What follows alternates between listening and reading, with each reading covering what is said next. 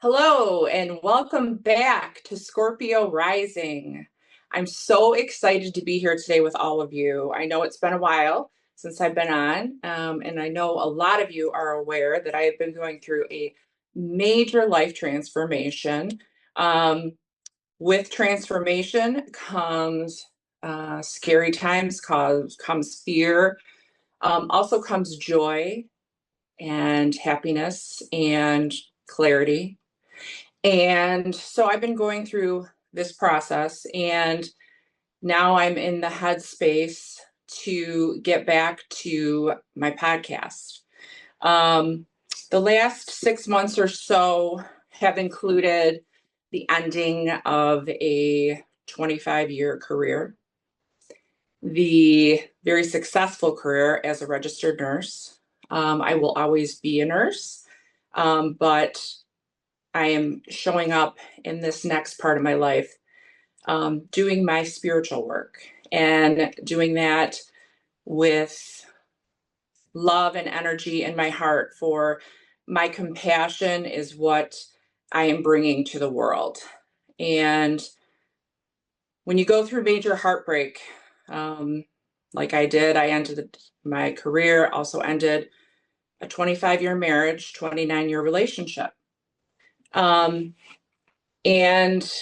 with that comes the opportunity to recreate yourself and step into your highest version of yourself. And I feel like I've made myself a great trip up the mountain.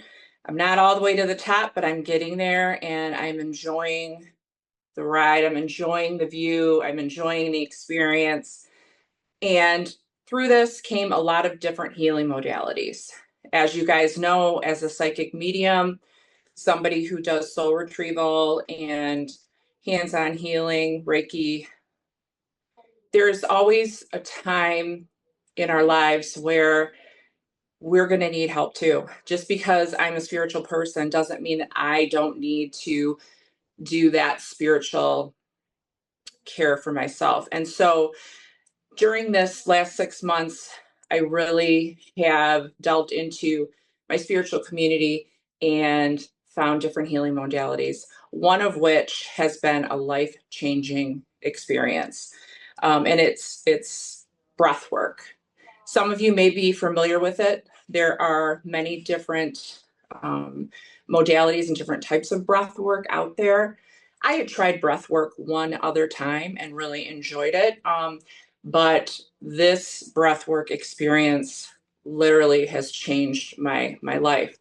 And through that, I got to meet an amazing person who has become a great friend and somebody who has helped me stand in my power more as a divine feminine and really embracing who I am and the gifts that I have and sharing those with the world.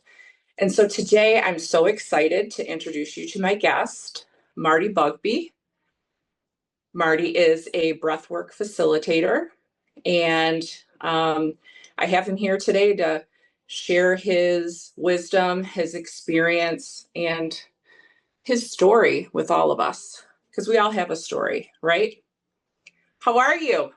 I'm great. Thanks a lot for having me on. I'm really honored.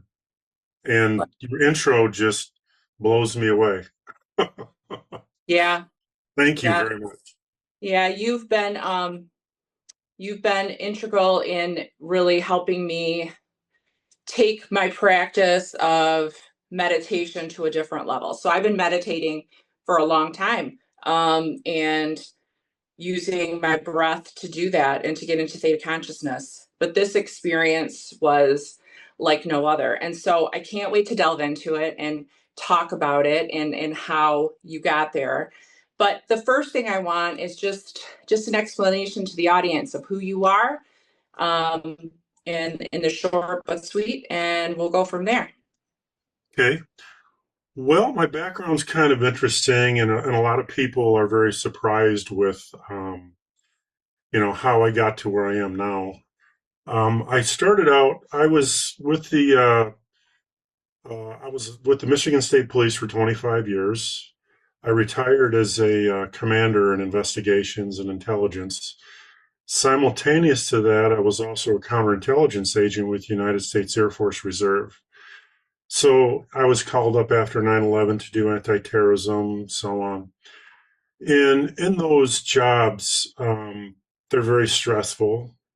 Uh, they're they require that we say we wear certain masks. Those jobs require that you wear a certain mask. The organizations do, the job does. Those masks might not be true to your soul's intention, but that's just how the organizations work, and so many of us do that as we're coming up. I finished off my career in Michigan State Police and did another 10 years as a private investigator in my own company. I had much more latitude, but the main theme that ran through all those three careers was sympathetic nervous system dominance. I mean, you're always in fight or flight. And when you work in law enforcement in the greater Detroit area where I worked, you never let your guard down. We even train, police officers never let your guard down. That's a survival strategy. Sympathetic nervous system dominance is a survival strategy. And, I mean, I also, had the belief that, the more stress you can take, the more noble it is. I don't know if that was an old, Midwestern Calvinist hard work will, Hello. yeah. Can I just say, I mean, we've talked about this before. You remind me of me, right? So, being a nurse, working in the medical field the last 25 years, you're working in, I always worked in cardiology in the cath lab specifically, which very intense area. You save lives on a daily basis. You're trying to cheat death and save somebody's life, and you literally have somebody coming in having a heart attack, saying, I'm dying, I'm dying," to oh my gosh, I have no more pain. You saved me. Thank you. I didn't want to die. I thought I was going to die. So, a daily experience like that, same kind of thing, adrenaline, stress, you got to learn how to adapt to it. So, I totally relate. Yeah. In the majority of your time is dedicated to other people's needs, and you forget your own. And I doubt very many people hit that little red button in the room, and when you rushed in there said, "I just wanted to know how you're doing, Heidi." Yeah. It was never about you. And so Right. when I retired, I had to like relearn everything. Life wasn't a fun place to be. I did very well. I was successful. I had that stuff, but in my need to downregulate the sympathetic nervous system dominance, I picked up meditation and mindfulness, fitness, all these other things. Because then, I got to a point where I didn't have to work anymore with my investigations agency. So what am I going to do now? And I explored a couple different, approaches, maybe a physical, personal trainer kind of thing, and it just wasn't resonating with me. And I ended up, in trying to find that next level of merging with my soul's intention, I explored healing, or actually wellness resorts. And I ended up, Googling wellness resorts. And one of them I went to was in Dominican Republic. And it was, the typical all you can drink and eat, but they had a salad bar and yoga classes in the morning on the beach. And that's called a wellness resort, right? Not Yeah. quite. Yeah. So ultimately what I ended up, I was called to a resort down in Costa Rica. It's the only licensed plant medicine facility in the world. And predominantly, it's known as an ayahuasca retreat. But I don't know if you've ever experienced ayahuasca, or any listeners have ever experienced. It's an ancient plant medicine that goes back 5,000 years from the Amazon, and it's used in shamanic rituals to elevate to a higher dimension for the most part, and merge with your soul. So I ended up going to that resort back, would have been early last year, February, April. And what I experienced there was not only did they have the plant medicine ceremonies, which in a week that you were there, they had 4 plant medicine ceremonies in the evening. They're shamanic medicine ceremonies. But they also had multiple other modalities, which were all part of the program, all intended to get you in alignment for the ceremonies. So the first night that we got there, instead of doing a plant medicine ceremony yet, we did breath work. And I had never heard of it. I never experienced it before. And the first night, you're still kind of trying to shake the dust off, from the trip and so on. I thought it was pretty tremendous. It was just an experience I had never had.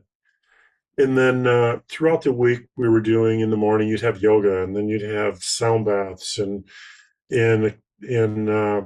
hot and cold plunges and massages and all these other things and manners in which you get into alignment. And they also had farm to table meals, and there was no alcohol in this facility at all. It was all meant to get you in alignment and get to merge with your soul's intent. So I had some really tremendous experiences, breakthrough experiences with the ayahuasca experiences. And just like other modalities, and I'll talk about the breath work in a moment, ayahuasca ceremony, you establish an intention before you do the ceremony. So And hold on. So before you talk about, hold on, before you talk, I have to ask this question because it's for me like, okay, I got to hear this because you being kind of like a very organized, got to balance everything kind of guy, right? Work. How do you get to the point where you're ready to go and just hand yourself over to this plant medicine and kind of giving up control? Like, how did you get into this place? Because I find that fascinating because I'm not exactly like you. I'm a little bit more free spirited. So I like to partake in, some gummies every now and again. And so for me, it would be like, well, okay, that makes sense. Like I'm kind of free spirited and ready for that. How did you get yourself into that mindset? And did you have that fear of, oh my gosh, what's going to happen? Am I going to be like losing control? Am I ready for this? well, it really involved vulnerability and risk, and there's no success without vulnerability and risk. Um, but so I was used to that. And really, in my spiritual awakening prior to even going down there, one thing that I learned was to give in to, your destiny or the message that comes to you, lift your feet and let the river take you where it's going to take you. And it wasn't really a conscious decision to go there. I was called. And most of the people that went to this one resort were like, I just felt called. It was time and it just came to me. And I said yes. So and it's really interesting because I'm going to touch on exactly what you were saying about this whole control and giving up control. My first intention the first night was, and they suggest intentions, and it was funny because everybody comes down there with their notebook full of the intentions, like, it's a Betty Crocker cookbook and Mother Ayahuasca is going to respond to it. And we're gonna think about these 5 things while we're down here, right? And what happens is, when you start the ceremony, the medicine and Mother Ayahuasca says, nice list, but we're going to work on what you need. So they suggest that you have that you start out with these intentions. And one is, show me who I've become. And I was scared going to that one because I thought that it was going to be one of these, all the horrible things that have happened in my life, like on replay, like the movies Yeah. used with playing all this stuff. And it was interesting because I went past like so much in my life after the ayahuasca kicked in, that you drink it, you go lay down. So And it's a drink. So it's, a, how much is it? How much do you have to drink? it's about a shot glass full, okay? And there's about a quarter full in this shot glass that you drink. Okay, And does and it taste? it tastes kind of bitter. It's like a bitter kind of prune juice kind of thing. And so it's And they want you to drink it real fast, or do they want yeah, you to you sip take it it? all down in one. You don't sip it. You just take it all. Yeah, it's like you hold your nose and throw Yeah. it. Like the And old Jägermeister shots in college. yeah, and pretty much, you walk up to the shaman and they give you the cup and you down it and they, make Yeah. sure you do it and then you walk off, you go lay down. So, after it all kicked in, I found myself on the front lawn of the home that I grew up in and very lucid. And it wasn't like I was afraid that it was going to be like some crazy LSD psychedelic trip. And it wasn't like that at all. It was like a very lucid dream. And I could at any moment open my eyes, get up, go to the bathroom, go out and lay in a hammock. But once my eyes are closed, like in a meditative state, I found myself back on the front lawn of the home that I grew up in when I was 5 years old. Wow. But standing, and it wasn't like just an imagined thing. It was like I was there. And I could Wow. feel the temperature. I could feel it was dusk, I could feel the dampness in the Michigan air, and I was standing there with my 5-year-old self. Okay. And he was staring into the house, scared to go in there, just terrified to go into that house. And at the time, the house, that whole house was just, and everything around it was just chaos. And it wasn't the fun Brady Bunch chaos, it was the bad stuff.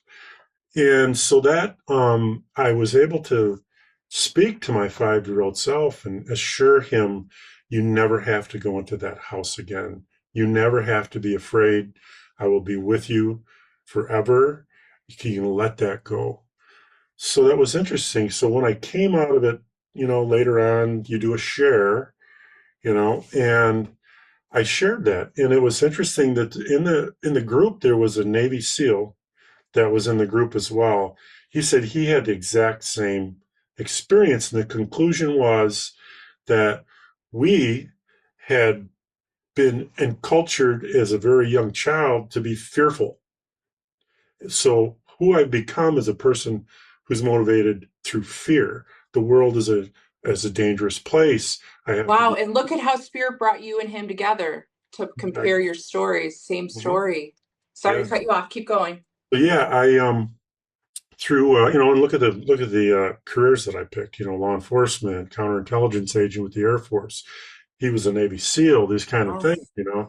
And the message really was let that fear go. You don't have to be afraid. You've become a person who's been motivated through fear, and I can relate that. So I was. If you go into these experiences, and if you are trying to control the outcome, you're going to say, well, no, I'm just going to handle that last relationship that I had. In this experience, I lifted my feet in the river of consciousness and was taken way past that to the very source of what motivated all these actions for the rest of my life. And that kind of just took that away.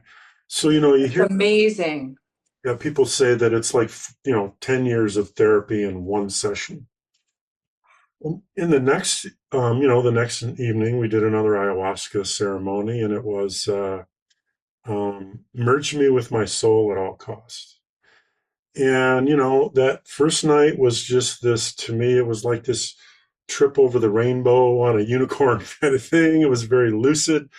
So the next evening, they kind of upped the dosage a little bit, and it was a little more chaotic. It's called the Maloka is the room that you're in. It's a very safe environment, very monitored, and so we all drank the medicine, went laid down, and some people were having a bad experience. One woman started screaming, she was done, and just a lot of chaos. And for me, I just went, okay, I'm done. I'm out of here. I got up and I went out and laid in a hammock. And I'm laying there and I'm under the influence a little bit. It feels like you're a little drunk, Yeah. and I'm like, man, I am getting out of this place. Forget it. And there's all right off the property, there's a pack of dogs barking and motorcycles racing past. And I'm like, I have no control over anything that's And going on. your ego's screaming at you, get me out of here, get me out of here, get me out of here. Exactly. So I'm like, I'm taking a shuttle to the airport tomorrow. They can keep my money. I'm leaving because I had no control over it. And it's not like controlling. It's like I couldn't help that woman. I couldn't like this chaos. I couldn't write it. And that's what Right. trained to do, and that's what I thought my mission. I was there to fix the world. Okay, and when I ended up walking back into the Maloka, and there was this beautiful song playing, one thing down there, they always have this beautiful music playing. And it was a song called Ho'oponopono by the Emmett Sisters. And the lyrics are basically, it's it's it's a breakup song. I'm sorry it ended this way. Two hearts on a rainy day, and it goes into the whole Ho'oponopono prayer, which is Hawaiian forgiveness prayer. Thank you. I'm sorry. I forgive you. I love you. So as I'm walking into this music's playing, and it hit me. It like, oh, I have to break up with my need to control.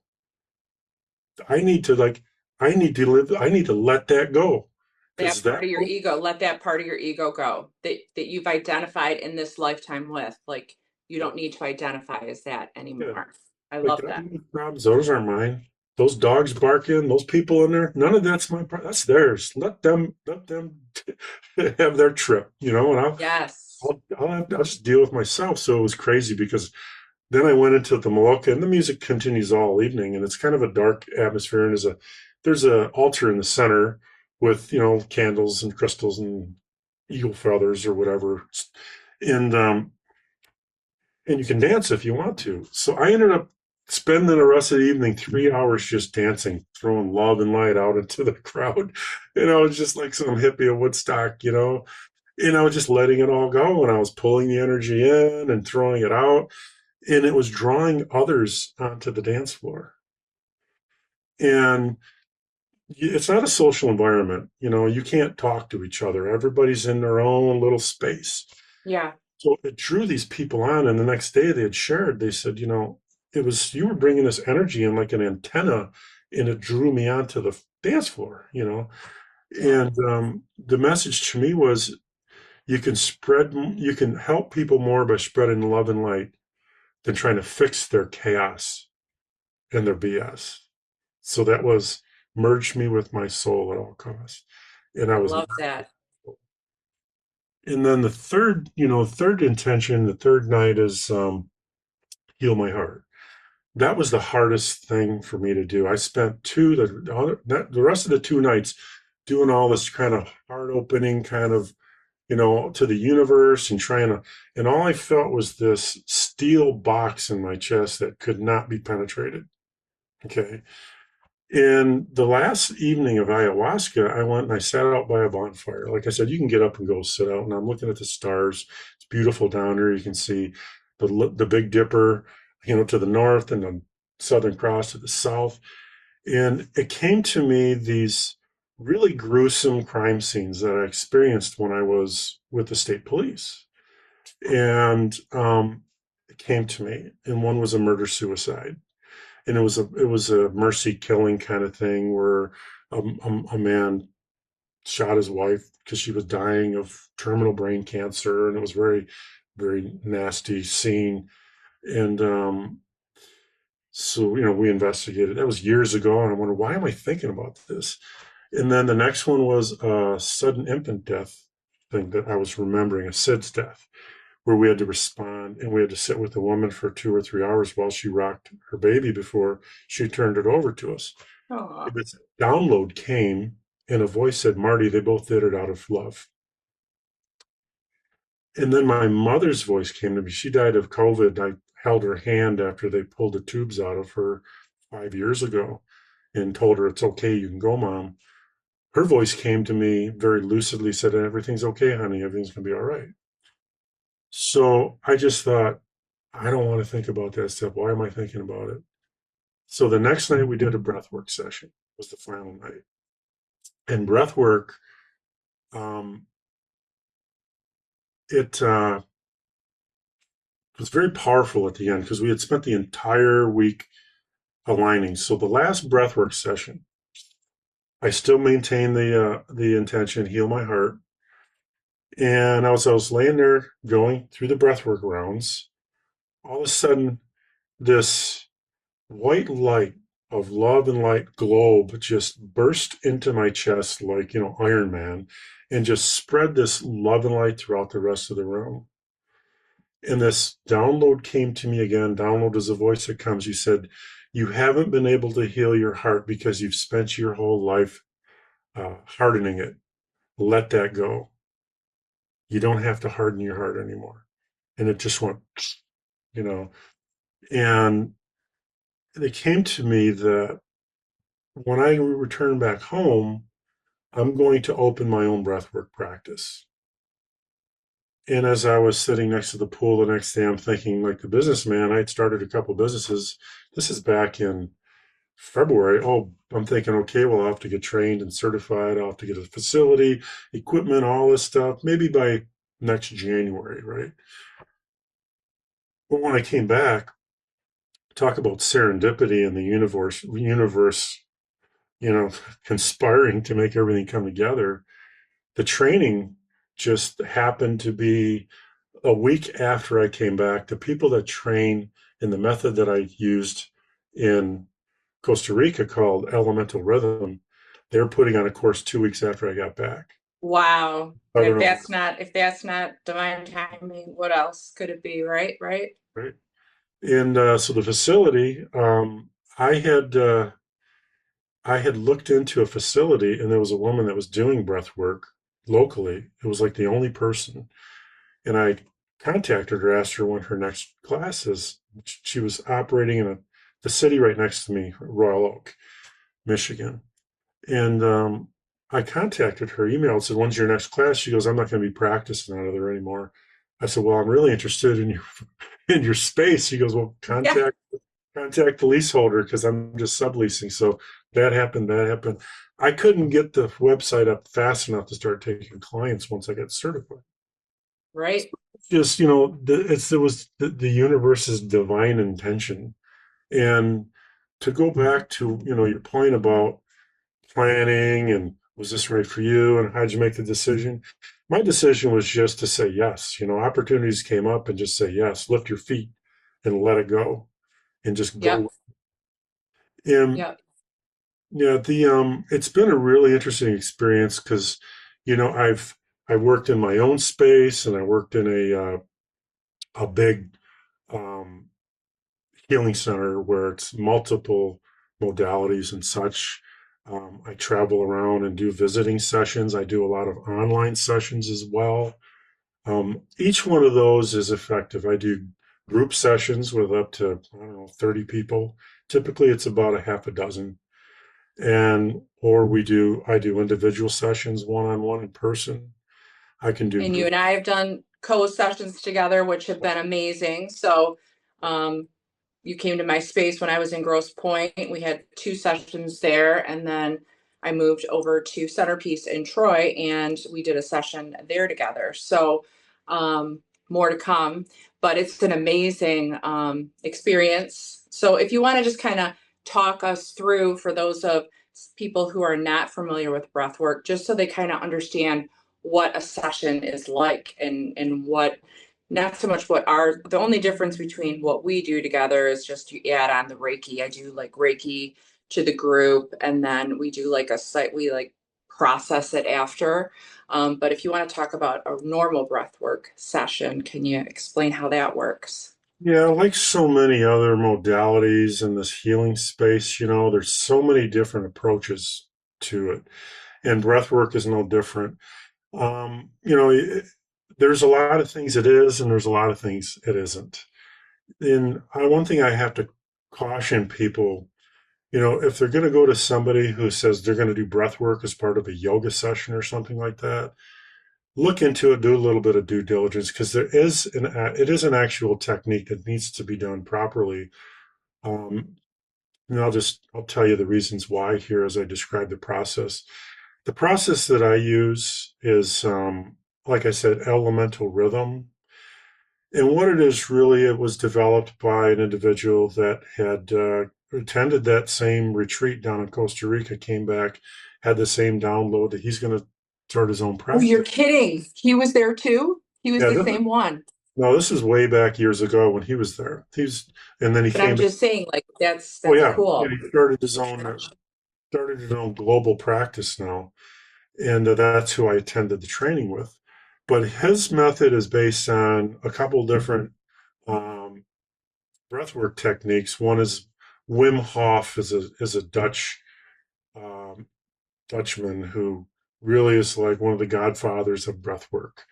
He's known as the Iceman. He's got a record for, you know, underwater submersion and ice water, things like that. This guy's really extreme. But so the methods, the gentleman that started Elemental Rhythm, he attended Wim Hof's program and he came back and he integrated Wim Hof basic methods, somatic, and then also a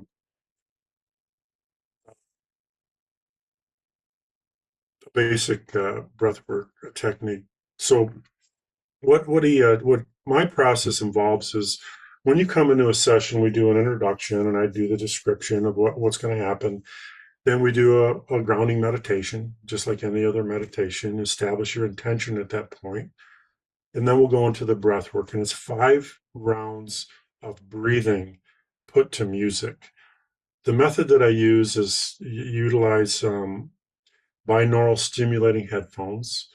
And those, I have music piped through that.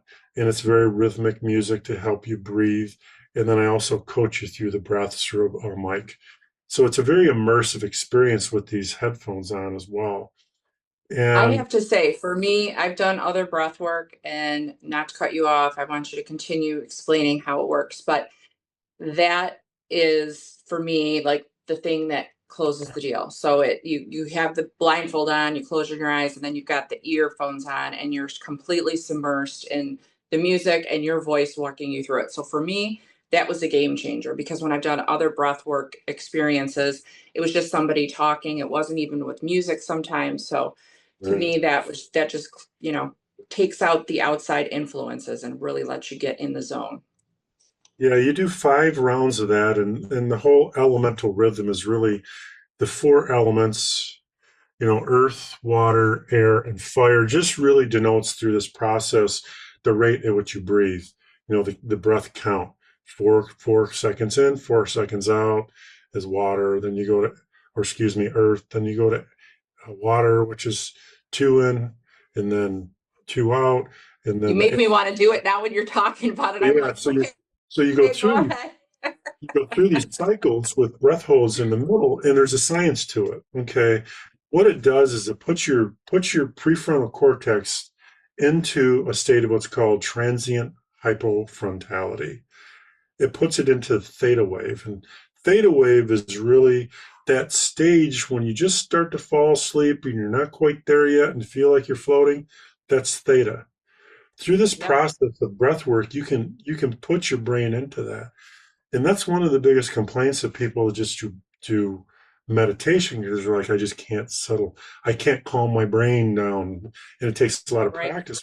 Where breath work kicks you into that state. Okay. So Right. then, and Physically, but it also it physically takes you there, right?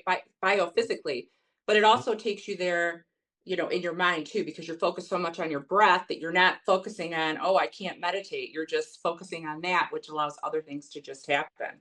That's the exactly. beauty of it. Yeah.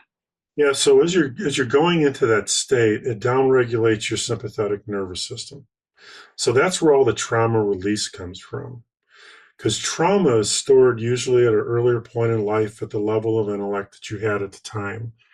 So, like my experience with the 5-year-old, so many people, and I'll talk about in a second, once you get into that state, then we do a past self meditation. And I'll talk you through this past self meditation. And I don't pick out the age that you go back to. I say pick an earlier time in life.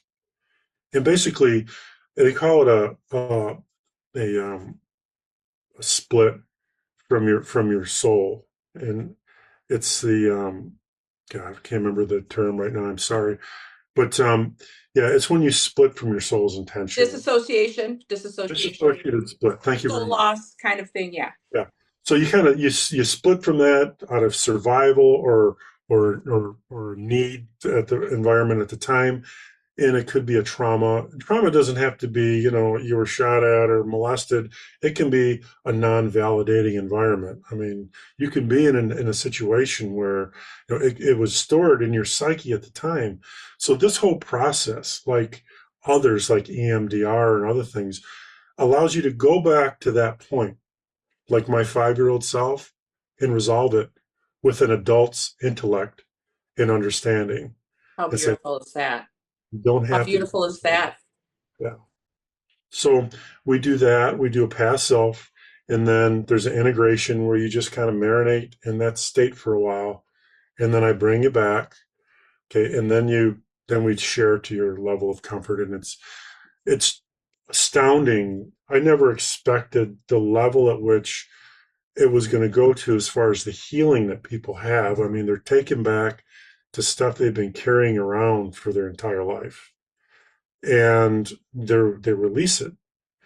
And it's things like, maybe they attempted suicide when they were a teenager, and now they're in their mid 20s and they're going through counseling trying to get over that, and they're able to go back and talk to that 14-year-old self and say, I love you, I'm sorry, I forgive you, thank you, and let it go. And this is by their own report. So, and I'm not healing people. Like I say, when I start out, I create a space, or I create an environment, and I hold space for them to heal themselves. And what really surprised me as well, now this is where my own spiritual growth has come in, is that when I first started out, it was all technique, counting out the rounds and so on. But as I got more into it, the energy exchange, I could really feel it. And I've always known that I've been an empath. That helped out somewhat in my job before. But when you're taking all that stuff in and thinking it's your responsibility to carry it, guess what? It causes problems later on because you just wear out. You know. Right. So in doing these sessions, it was so powerful for other people. But then I realized that I have a lot of power as far as holding that space for them and guiding the energy for them. And it's Reiki, what I understand. So, You're creating a safe yeah, space for them, Marty, which is part of who you are. Part of being a divine masculine is you create that safe space for people to step into their healing, to have the guts, to have the protection feeling to step into and really face themselves head on and see where in my life am I not showing up the way I should in my highest form? And how can I use this information to step into my highest form? So, and that's hard for a lot of people to do. What I love about breath work is like yoga, breath work, those kind of things. They seem like they're very mainstream right now. Same with sound healing. They seem like they're very mainstream. You hear a lot about it. People are very like, oh, okay, that doesn't seem like it'd be that bad. And they go into it and they don't realize how profound it's going to be. Even me, as being somebody who's really been stepping into my spirituality the last 12, 13 years, and really stepping into it the last, two, for me it was so profound. And it was like, wow, I thought I was, had really had a lot of my mind blown moments already, but no, it takes it to a different level. So for somebody coming in off the streets, not being that spiritual, expecting, oh, it's maybe going to be something relaxing, and then end up, getting way more than they thought of. I can see that would be pretty rewarding for you, but also kind of scary for some people. And I know you and I have talked about it. There are some people that will come and are really quiet, and then end up reaching out later, and they had such a profound experience. So you can't really judge in the moment how it affects the person, but it's the ones that you know are don't think they're really going into it for anything, and then they have this profound experience. It's just like you can see the healing, you can see the shift, you can see that ability to really look at themselves as a soul, not just as a person and how they show up in the world as a mom or a friend or a teacher or a nurse or a police officer, but really who they are on the inside. Like you can tell a lot of those people that's the first time they're really tapping into that part of themselves. And they're like, whoa. For some people, it's invigorating. For other people, it's scary. And it's like, I don't know if I want to keep going down this road. So tell me how you deal with that, because what I'm hearing you say is even you as the facilitator are finding some of the sessions to be heavy because you can feel this trauma. You can feel all the trauma that you're holding back and holding space for those people. And so can you kind of speak to that? Like, what have you done to work on processing that? Because you and I talked about, really being energetically, having energetic hygiene, really clearing yourself, grounding yourself before, using protection during, and then clearing yourself after. So, what are some things that you've done to help with that? What's really important for the participant to start out with is that be careful, I mean, who you're going to. Mm-hmm. See on the internet some of these like big sessions, and it's very like good, looks good for the camera, where there's three people holding somebody down and they're flopping around like a fish on the dock, and that's not in my opinion. Okay, number one, that's not representative of what breathwork is like. And the problem with those super large sessions, some of them will be 150 people. They're out of control. Mm-hmm. And I'm not disparaging somebody else's practice, but personally, when I do a session, I'd rather have a small group because then I can hold space for them. So if somebody's having difficulty, I can help them. Okay. And And even I've seen how that works. So explain how that works, because to me, watching it and witnessing it is just like such an honor. Because like when we did sessions together, I see how you respond. yeah, and the way I just intuitively just connect with them, maybe put my hands on their head, their shoulders, just try to guide the energy like you would in Reiki, kind of thing like that. Yeah. But and this has happened um, from disparate types of people. I mean, one is a person that's really into breath work and holistic stuff, and the other is a CEO of a corporation. I do sessions at these corporate retreats for CEOs, and they have the same powerful response.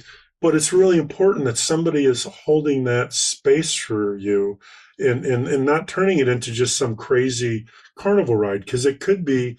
I've been I've had discussions with many people in the past that said, "Oh yeah, man, I did breath work before. I'll never do it again." I'm like, "Yeah, I can understand that, because it's not all about reliving the trauma. It's about going back and addressing it in a kind and healing way." Yes. If you have a person as a practitioner, if they're having a problem, maybe the breakthrough session isn't right for them quite yet. We do a down regulated session that's it's more of not it's taking them out of the sympathetic nervous system and bringing up the parasympathetic, and not throwing them back into the trauma. And Right. if I Right. do one-on-one sessions, and if I see a person's having a problem, I don't just push them over the cliff and say deal with it. I Right. slow down and I change the whole method.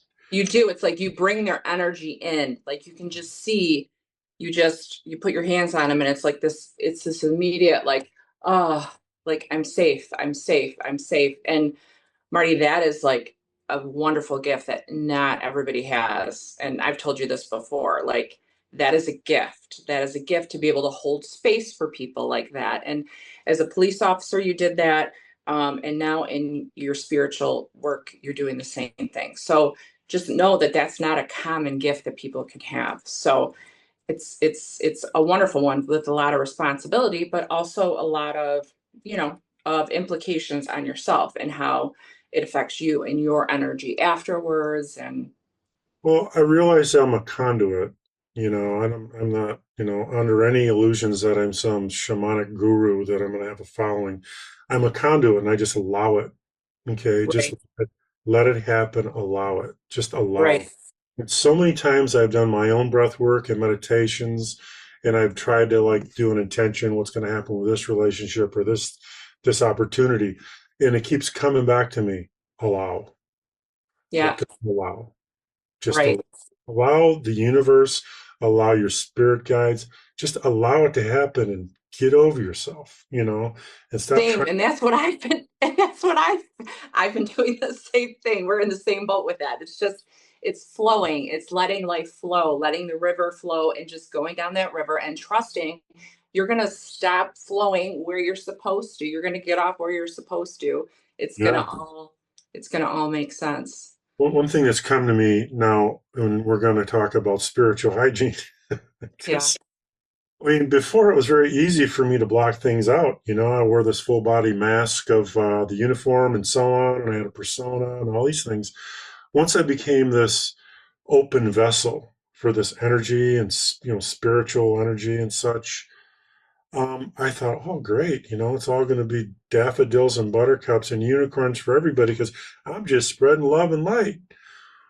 Well, not everybody that's walking around is deserving of that love and light. Okay, there's spiritual vampires, Mm-hmm. energy vampires that will latch onto you and suck you dry. Yeah. Yeah. Everything you have if you're not careful. That's just the facts. Right. You need to be careful. Maybe I'm not saying those people are any less deserving of healing, but you gotta, like the old, put your mask on when the plane's going down before you try to help somebody else out. And I found with all this energy work that's going on, if I'm not careful and do the clearing and the hygiene and all that stuff, I leave some of those sessions, and especially if you're dealing with people that dealt with some serious trauma and maybe some mental health issues and stuff like that. I feel like I've been dragged through the knothole in the fence. And Right. Right. just, how much of that is mine to carry? And, Right.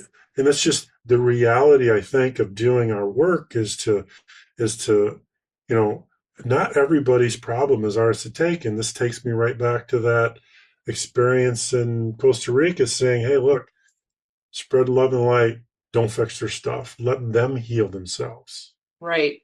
Right. So yeah, I mean, I'm still working on Help it. create the space. Help Yeah. create the space for them to work on healing themselves and hold it for them, but allow that energy to go back with them. And so just and then that takes time. That takes a lot of time and a lot of practice and a lot of boundaries. Something that I found, and you and I have talked about, Archangel Michael. Being a police officer, Archangel Michael was the patron angel of police officers. The color blue, Archangel Michael. So you see police officers in blue, and his presence is, very influenced on police, and um, it's a high level. He's a very high level angel, and for me, working in mediumship, he is my protector. He is my gatekeeper. I had another gatekeeper at one point. So for those that don't know, we have gatekeepers in spirit, who, as a medium, will siphon out spirits from just coming in whenever they want. And so I connected with my person, or my angel, and his name was Clarence. And he was really cute and sweet, but he wasn't doing a really good job because I was getting woken up at 2, 3 in the morning, spirits trying to come through. And so I had to call in the big guns. So I called in Archangel Michael. So he's my person that helps me protect my energy and only bring through spirit when I open myself up, or if he feels like it's something that's really going to help this person, I will trust that and I will give a random message when I'm not tuned in. But that's pretty rare. I think for you too, I see Archangel Michael doing that, but I feel like more of a formal statement and what, talking with him would be something really cool for you to do, and just say, I want to work with you how to protect my energy when I do these sessions. And so setting up some kind of a contract with him to work with you. Cause I mean, he's down for it. He's always there anyway. So why not have a formal contract? So my formal contract with Archangel Michael is that he's always protecting me and always there, and he's my gatekeeper. So he keeps those spirits in and out, protects my energy, protects my loved ones, my spaces, and things like that. So I know that you have a little bit of a relationship with Archangel Michael, and do you want to speak about that at all? Well, I have to think that the downloads that I have had have probably come from him. I mean, look at the message that I was given. Okay, when I was in my role, as a police officer, these situations that I had encountered. when I did the ceremony down in Costa Rica, and that the download, the voice that came to me said, "Marty, they both did it out of love." And I feel that was a message, probably from Archangel Michael. Bills. Ooh, yes, Yeah, yes. and that's more work I need to do myself that I'm learning. And breath work is a good modality to downregulate your sympathetic nervous system and get in alignment with your spiritual self, um, many others. But we as practitioners, you know, we have to mind ourselves as well. Because Yes.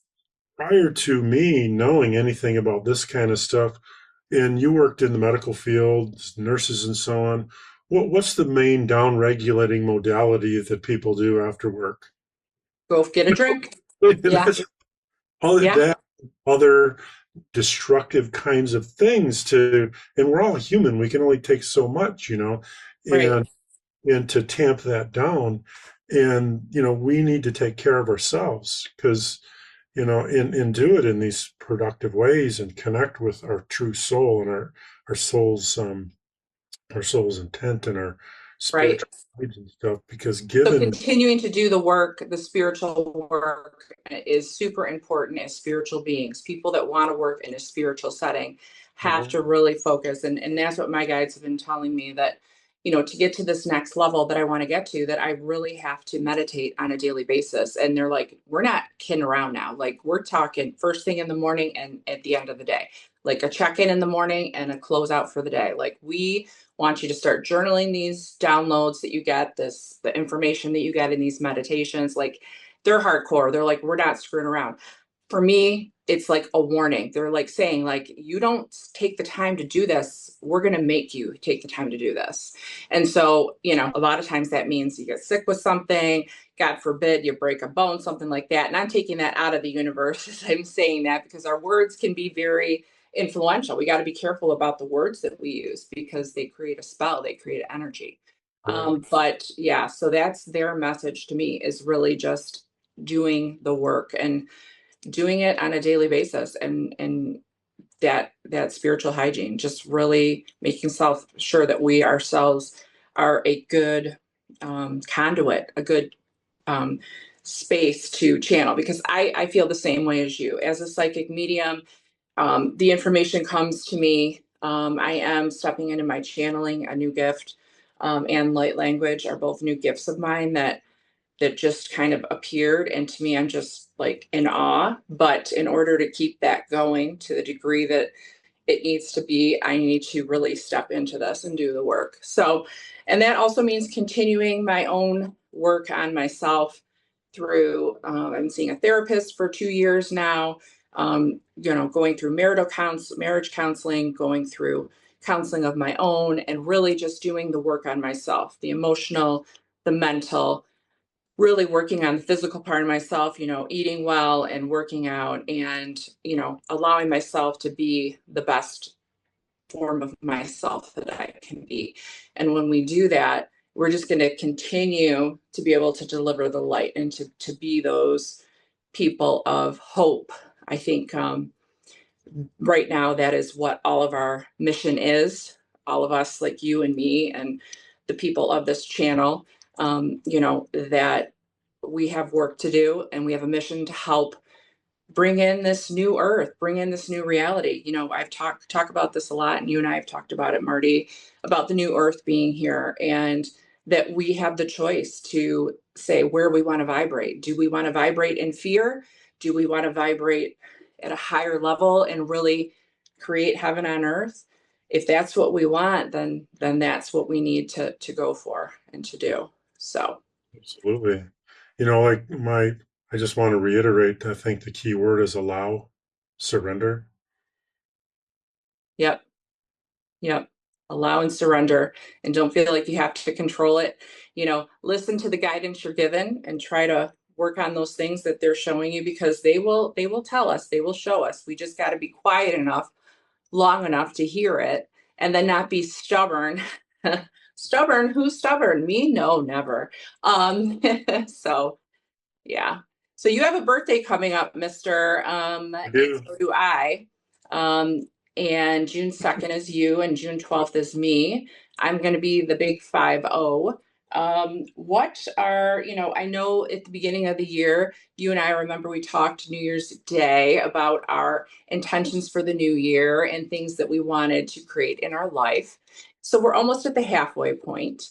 So looking back on where you kind of set yourself out for the year, if you had to check back in with those goals that you set for yourself, how do you feel like you're doing right now? We're at the halfway mark.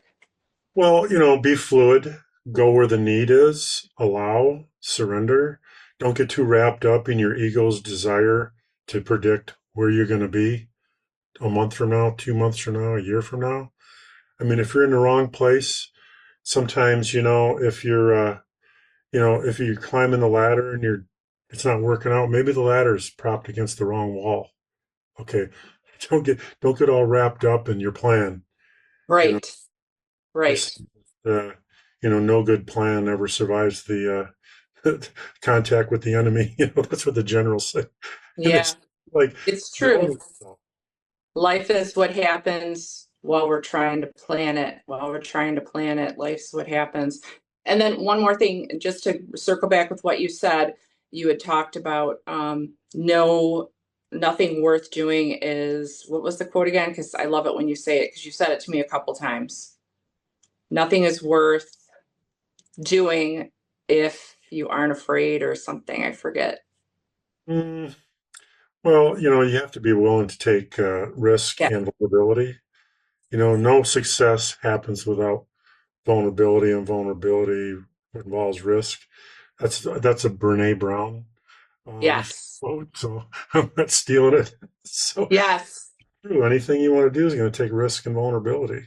Exactly. And I love that. And that's really where I'm at right now. It's, you know, a lot of us are at that point where we're recreating ourselves and in all forms, and just knowing, what you want and putting it out there is the best place to stay. And, for so many things, it takes vulnerability and a little bit of fear, anything that's worth doing is going to create those butterflies, right? So I always say chase the butterflies, chase the adrenaline, chase the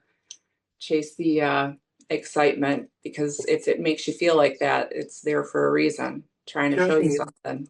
Yeah. tapping into your spiritual presence. I mean, I used to think it was just intuition or whatever.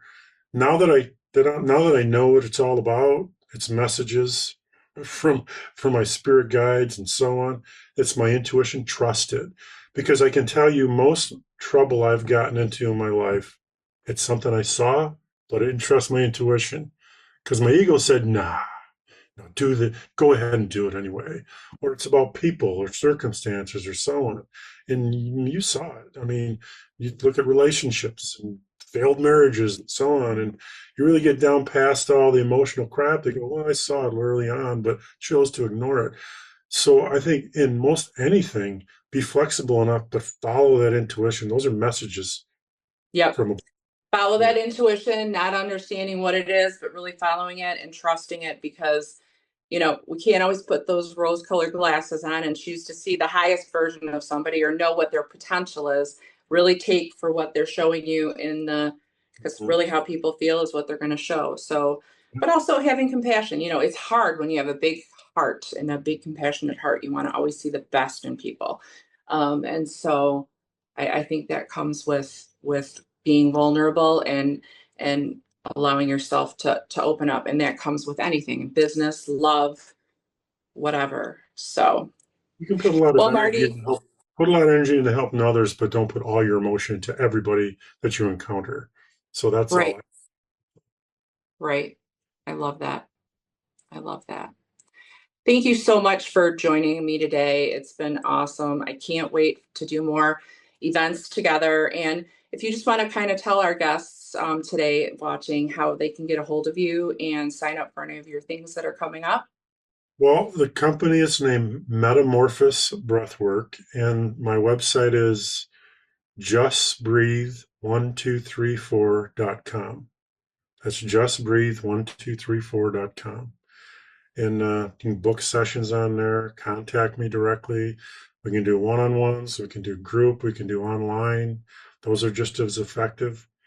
Yeah. I have group packages and such. So yeah, just reach out through that website, and yeah, I'd love to. And events too, which I think are really great. You know, you talk about different corporations and businesses wanting to provide that for their employees. And I think that is something that we are really going to be stepping more into is corporations knowing that we can't just, expect our people to come to work and work all day. We need to help them find balance in their life. And, offering something like breath work, or a Reiki breathwork combination kind of thing, it is something that's really going to help them. So I think that's another really great place that a nice little market for you too. So, well, thank you for joining us. And you guys, I will be seeing you guys soon. I've got another few episodes coming up that are all about different healing modalities.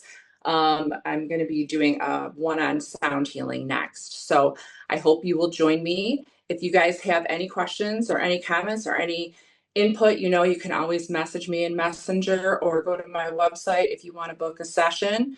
I am currently in Troy at Centerpiece Healing Center, and I would love for you to come on out and check out my new space. A lot of my gross pointers are familiar with Somerset Mall, so I'm like 4 minutes now from Somerset Mall, so it's not a far drive for my East Siders. But I'm in a really great central location, so I hope you'll come on down and see me. I've got some events coming up. And always check out my events page on my Facebook page at HeidiKemper.com or at ScorpioRising.com. Thanks, guys. Talk to you Thank later. you. Bye.